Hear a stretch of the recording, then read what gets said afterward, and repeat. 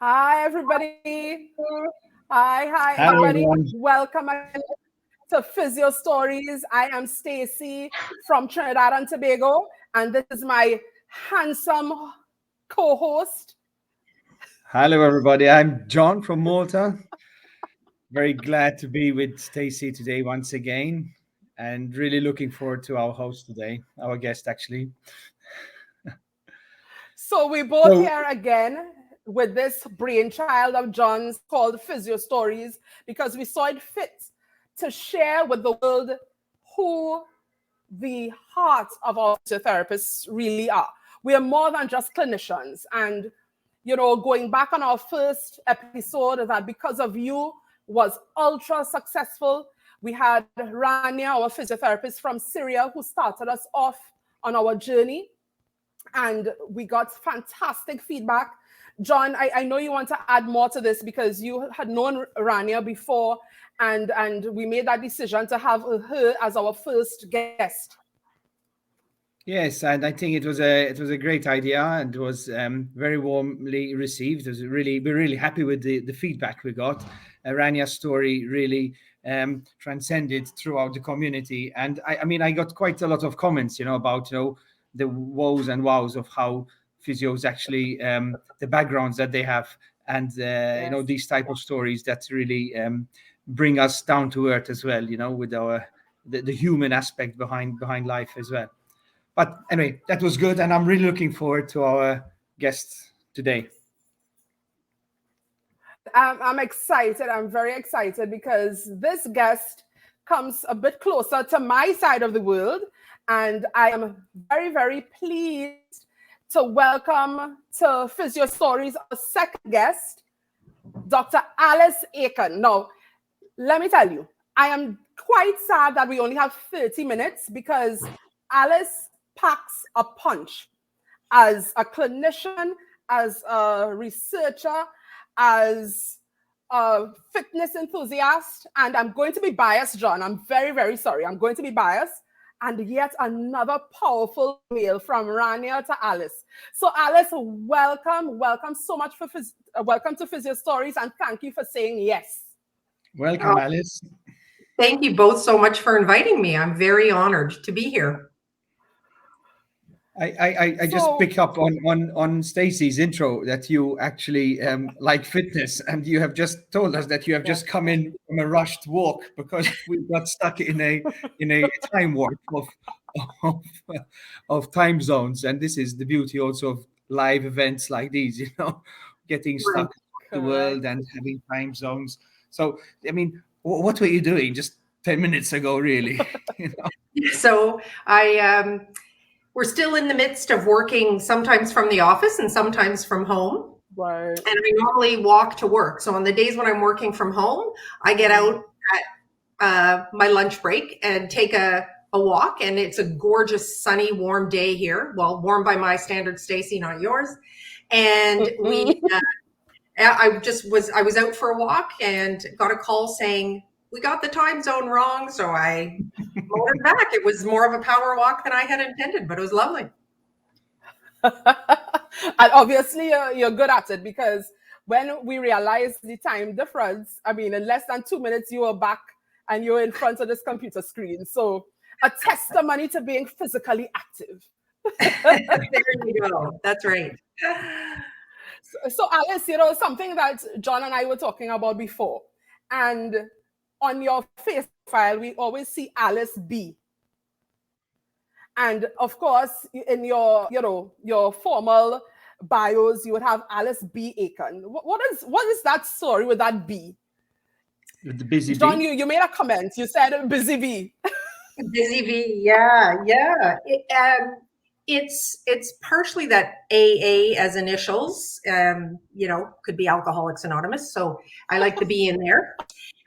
But it is my middle name is actually Bedelia, and I was Oh, named after one of my mom's favorite aunts. And I am the youngest of 6 children, and so when my mom was pregnant with me, they said, if it's a girl, we're going to call her Bedelia.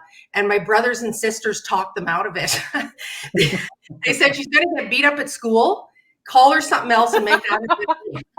So there you go. But it's beautiful though. It's unusual, but it's a beautiful day. So I like that history. So we know where that bee came in from. That name plus being busy as a bee, and I guess maybe to a certain degree, you're thankful to have such loving brothers and sisters who didn't want you to be beat now. Yeah. So let's just start cracking, and I'm going to ask this question in this way. The chicken or the egg, what came first? Because you have a rich history of being involved in the Navy. What came first, being a physio or being someone who just loved the sea and every part of it? Well, it's interesting. So I was in the military before I became a physiotherapist. And when I joined, it was honestly, I joined the reserve after high school, the Navy Reserve, because a friend of mine said it's a great job. And at the time, I would have earned enough money to pay my tuition. So I took it as a summer job. I ended up staying in the reserve through my first degree, and then and became a ship's navigator, and then went full time when I finished my kinesiology degree. But I realized, once I was in the first class of women that were allowed to navigate ships in the Canadian Navy. So it had been considered a combat trade. And so I proved my point. I was successful. I got my bridge watch keeping certificate. And then I thought, I'm not doing this for the rest of my life. It's just not what I want to do. And coming from a kin background, I applied to physio, and the Navy actually paid for me to go to physio school. Wow. So I went here in Halifax at Dalhousie, and then I got posted to Kingston, Ontario, and I served another 4 years in the military after physio school as a physiotherapist. So it was a great experience. Your patient population are generally young, healthy, and want to get better. So I thought I was an amazing physio, but really it was just an amazing patient population.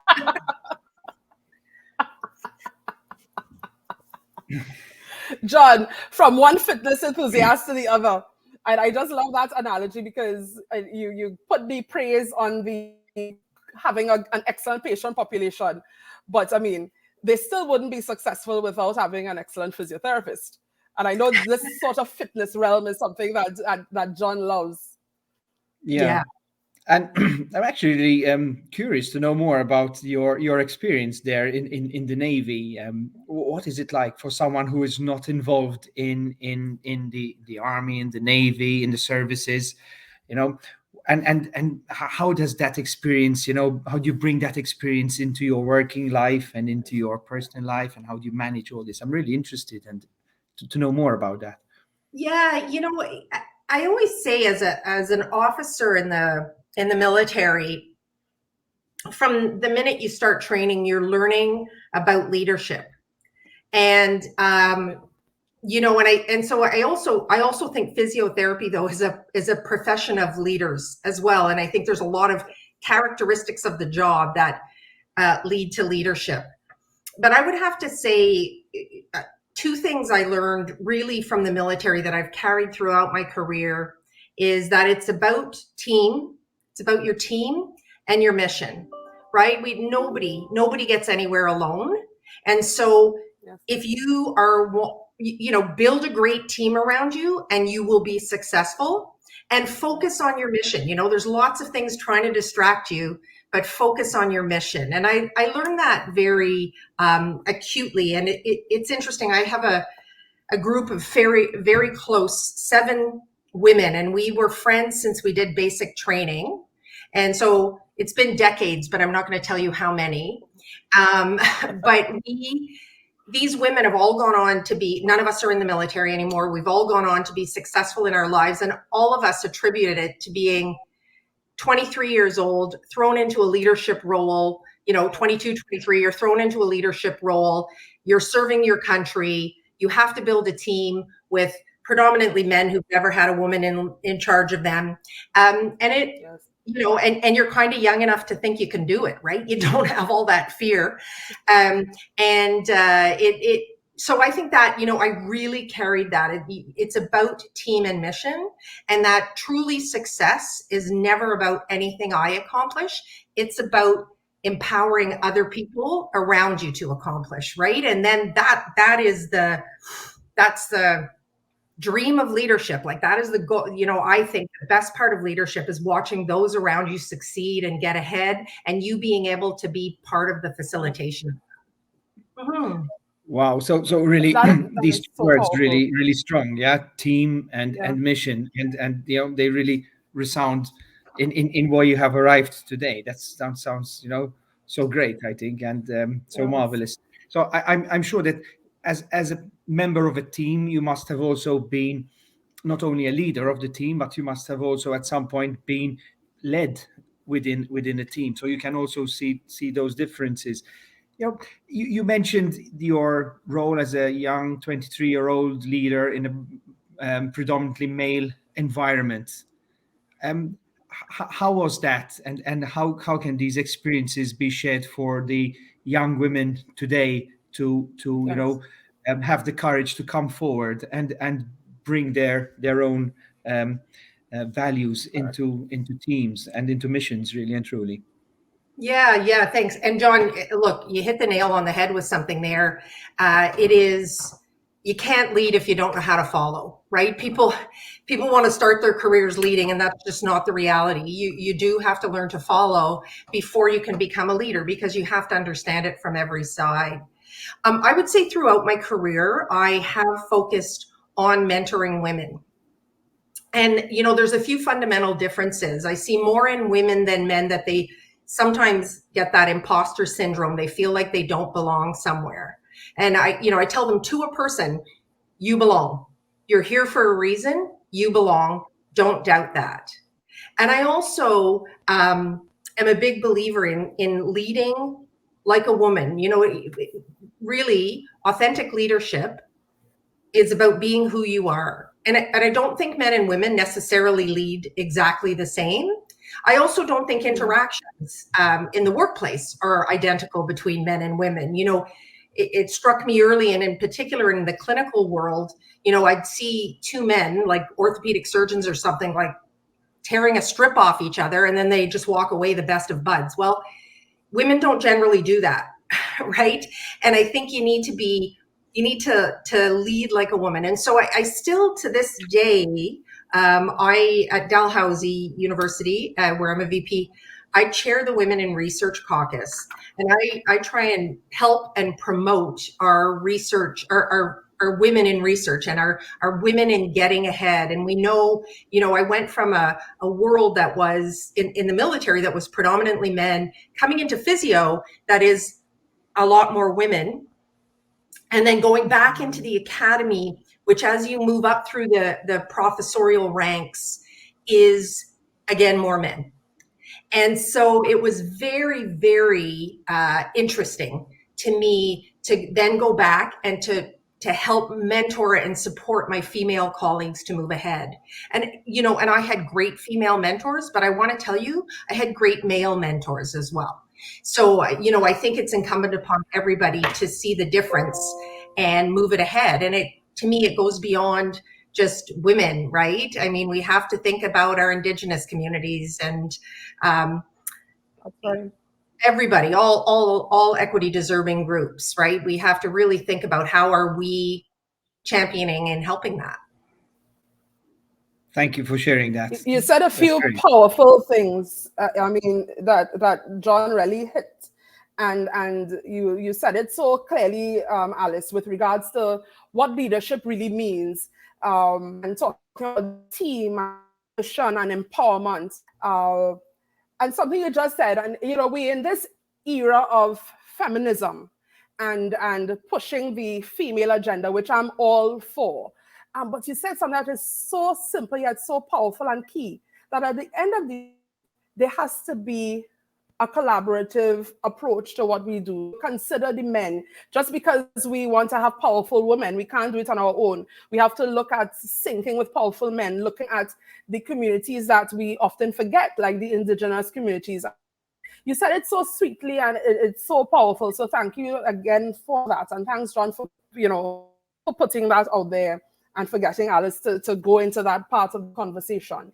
And I wanted to ask, was it, because you did say you didn't want to stay in that part of your naval life, and you moved into physio, but something still attracted you, because you were the first scientific director of Canadian Institutes for Military and Veterinarian Health, which I always knew you were part of it, but I didn't realize, Alice, that you were the founder.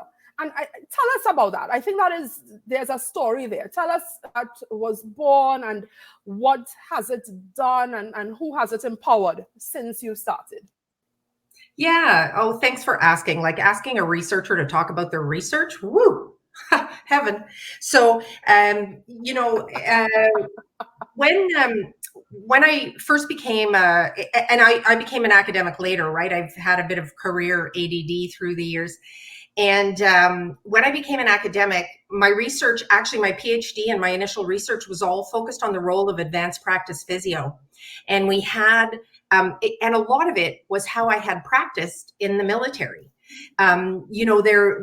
Because there is no liability, besides the government of Canada, I could order x-rays.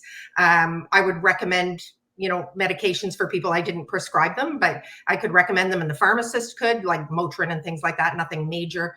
But there was a lot of stuff we did. And so I was really impassioned by the role of advanced practice physio. But very early in my tenure track life, a retired general approached me and said, where we are in Kingston, Ontario, there's Queen's University, a big university. There's the Royal Military College, a big base. He said we could really do something for veterans. And this was during Afghanistan and during the hard part of Afghanistan, when we were seeing bodies coming back and things like that. And so the idea, I said, we can't, I don't think there's something clinically. We don't want to take people out of their homes to rehab, but I really think there's something we can do around research. And so we started it with an idea and grew it to a network of 43 Canadian universities and 13 international partners focused on military and veteran health research, and families. So what we didn't restrict was the area of research. So it's on mental health, physical health, social health, well-being, transition, lots of different areas. And it really, it got it on the radar of Canadian research. I mean, it is a growing area. And the one area that was brand new that came out of our institute that I'm really proud of is family health research. So military and veteran family health research, because, we say now always the family serves as well, right? Especially when somebody's deployed. And so that is a whole new area of research that came out of the institute. And so, but I would say, I ran it at full tilt from 2009 until 2016. And then I realized, I had the vision for getting this up and running, engaging the partners. We've got all kinds of granting opportunities, things like that. But I'm not the person to take it to the next level. And I wanted to pursue my academic roots. And I came here to Dal as the Dean of the Faculty of Health.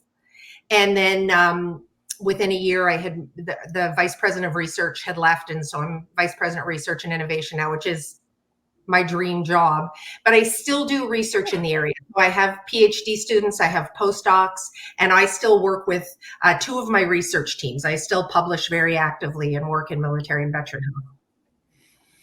Alice, excuse my ignorance in the whole area, because I'm not so much in tune with military terminology and things like that, and maybe even some of our viewers might not know that. So what do you define as military versus veteran? In my head, veteran sounds like an older person, but I'm sure that it's not an older person in the context of military.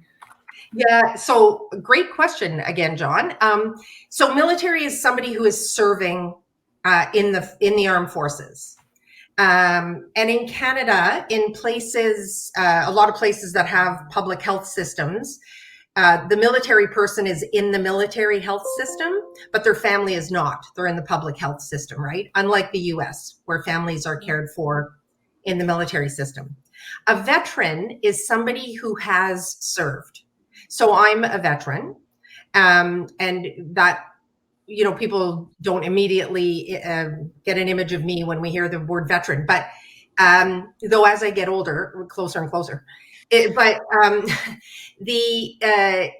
the definition of a veteran, John, it varies country by country. So in Canada, right, it is anyone who served and at least finished their basic training and was released honorably. Okay. But in some countries, like New Zealand, you have to have deployed to be considered a veteran. So it is, you know, you've had to have had a foreign deployment. Right. But then obviously in countries like Israel, they don't deploy, right? They are a home defense force.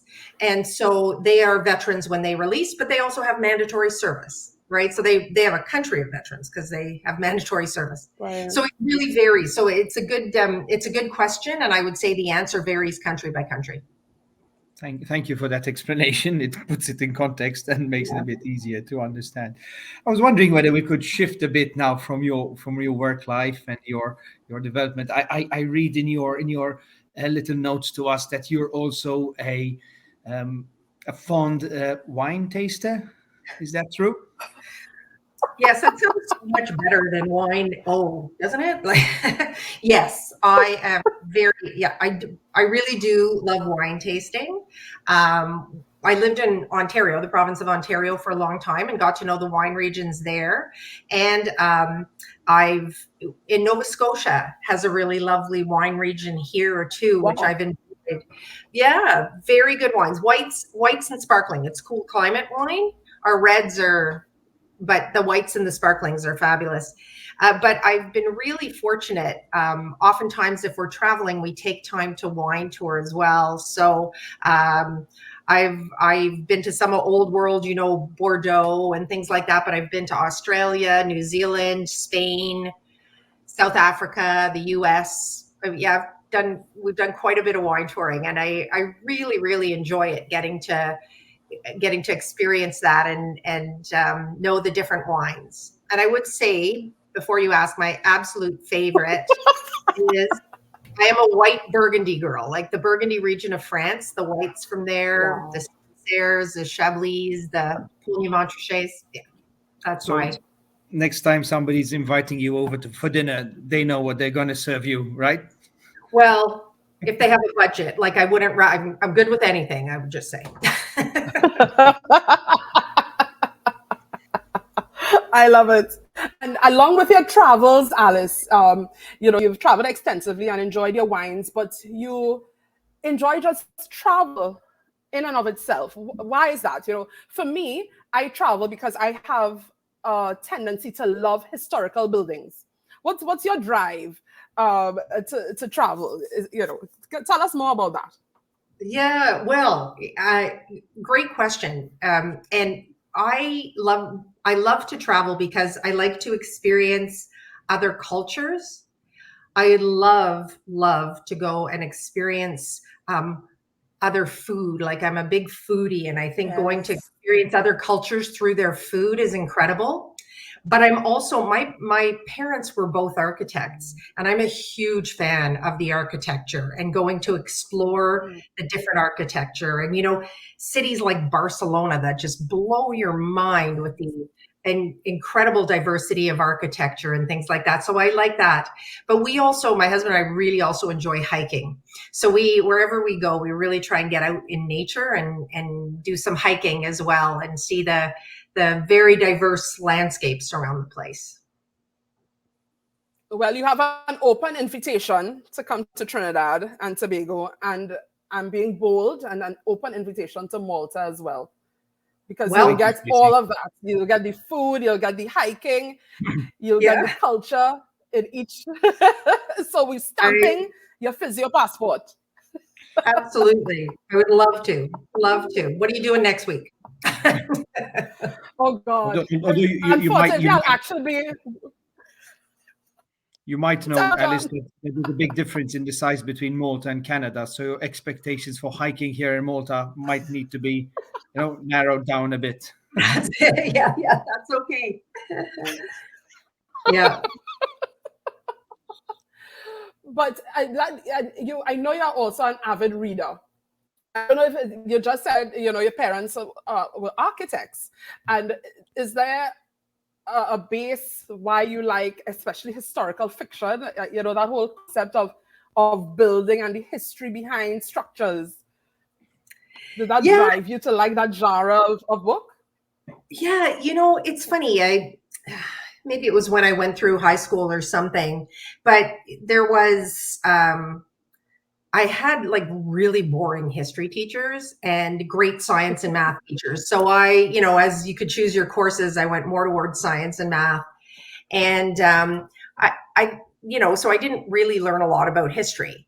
Well, there's a lot of history books that are like not exceptionally riveting reads, right? And so I find historical fiction is a great way to get into it. And then what I'll do is I'll go and I'll explore the era after that with the history. But, a story will engage you and you'll think, is this accurate? And what I find interesting is the historical pieces of it are very accurate. What isn't, obviously, is the conversations or the people falling in love or whatever it is. But the historical pieces of it are very accurate. And then that inspires me to go back and look at the history. But there are I'm going to tell you right now, there are some very compelling history writers. There's a guy named Erik Larson. He is unbelievable.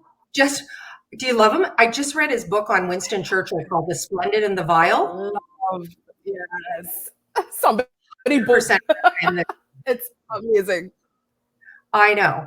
It was so great. So yeah, so I think that gets me into it. But I also, it depends where I am. Sometimes in the summer I just get a good beach read, or I like sometimes a murder story or something. But yeah, just enjoy reading. Love it. So quite a rich life here. Physiotherapy, Navy, history, architecture, wine. I get a feeling of why there's the B now in your name. It might have been, quite a good choice from your parents to put the B there. Yeah. Interesting. So you mentioned you went to Barcelona. Did you like the Gaudi architecture? Oh my goodness. So stunning. Yeah. Yeah. And was really fortunate to get to see inside some of the buildings because of the group I was with. And visited some of the universities right in downtown Barcelona. They're just in gorgeous old buildings. And, what you'd picture on TV as a classic university. And just, anyways, yeah, I found Barcelona remarkable, just beautiful. Quite a lot of history down in Spain, and taking centuries and centuries of culture there, and wine, food as well. Excellent food, excellent wine. Yes, absolutely. And right near the Penedès, which is the area where a lot of cava is produced, which was also a lot of fun. Right. Stacy. So we're almost down to that time, though, almost. And I'm going to take liberty, John, once you don't mind, because we cannot leave this conversation without giving Alice the accolades she deserves. She will never bring it up herself. I have known Alice. I think, Alice, we met around 2011 when you were president of the CPA, the Canadian Physiotherapy Association. And Alice has always been someone who I could contact if I want to bounce something off or to ask a question. She's always been open to that and open to anything happening within our region, physiotherapy-wise. And Alice has never once come out publicly to say that she is the honorary captain of the Navy for Canadian Forces Health Services. She's a dam of the Order of St. George. She has received a distinguished alumni award from Queen's University. She will never say that she also received the Minister of Veterans Affairs commendation, that she received the Queen's Diamond Jubilee Medal, she would never say that she also received Chapel of the Four Chaplains Legion of Honor Bronze Medallion from the US. I love the US. All my US viewers, you all know we love you, but you all don't give away medals to non-Americans that way. So Alice, I want you to tell us which one meant the most to you. Yeah, it's super interesting, Stacy, and I'm really grateful for all of them. It's really quite incredible. And the bronze medallion, the Chapel of the Four Chaplains bronze medallion from the U.S. was probably my biggest surprise. That is the highest honor they offer to non-combatants, and only the year I got it, they only gave 6 worldwide. And I was, so that was probably, I was the most stunned by that. But look, the majority of them, of those honors and accolades, which are really lovely. And I have in my office at work, I've got a lovely now wallpaper plastered with that. What means the most to me is that I was able to have an impact on the lives of military personnel, veterans, and their families through research, which I'm passionate about, but also through mobilizing the research community. And that's really why I've received those honors. And to me, it is that the thing that means the most to me is having impact on those people. And had I never received a single one, I still would have done exactly what I did. That's great. That's great, Alice. Wow. Thank you so much for sharing that with us. Simply amazing. So I think I'd love to close up on with this sort of phrase, leaving impact. Because I think Alice, you have left a great impact on us in this half an hour. You have really shared some amazing stories. You have really managed to home in on really good and crisp and clear values, which we can all take with us in our own personal lives, like team and mission and leaving an impact. And I think at the end of the day, that is what the physiotherapist community wants to hear. And we want to know that we are able to do things with the lives that we live in our profession and outside our profession, and that we are a great community and physiotherapists are great people. And even though we often live in the shadows of other great people, we are still doing an excellent job, and we are contributing in no small way to the well-being of humanity across the globe. So from my part, I'd like to thank you very much, Alice, for sharing these minutes with us and your stories with us. Well, thank you for inviting me. I'm honestly honored. I really am. And I love my profession. I do everything I do as a physio, I'm telling you. This past 33 minutes have been not only educational and fun, but definitely inspiring. And you remind us of who we are and why we are. And thank you for your parents, because they lit a fire in you through your name, through your environment, and for continue to do for our profession, for veterans throughout the region and the world. And thank you for saying yes to being on Physio Stories. So Alice, don't go away. Just hold on for a minute. And to all our viewers out there, thank you so much for tuning in with us. Feel free to share, to learn more about what makes our global physios tick. And again, special thank you to Dr. Alice Aiken, physiotherapist and woman extraordinaire. And we will be with you in a couple of weeks' time with another episode, with another guest on Physio Stories. So thanks, guys. Yeah. Goodbye from John from Malta. Bye from Alice from Halifax. And Stacy from